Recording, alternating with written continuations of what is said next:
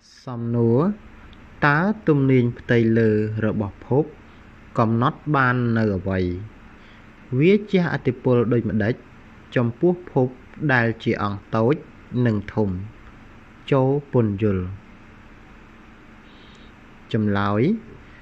កម្លាំងទំនាញផ្ទៃលើរបស់ភពកំណត់បាននៅទម្ងន់របស់ម៉ាសនៃភពហើយវាជះឥទ្ធិពលដល់រាងរបស់ភពឧទាហរណ៍ភពផែនដីមានទំនាញផ្ទៃលើខ្លាំងអាចធ្វើឲ្យរាងរបស់វាមូលបានប៉ុន្តែអង្គតូចៗដូចជាផ្កាយព្រះគ្រោះពុំមានរាងមូល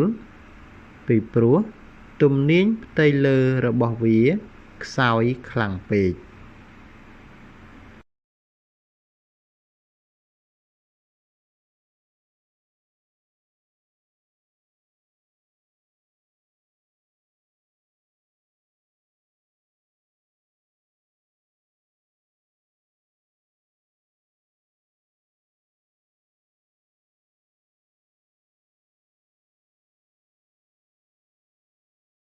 សូមបងប្អូនទាំងអស់គ្នាជួយចុច Subscribe Channel YouTube ខ្ញុំបាទម្នាក់មួយផង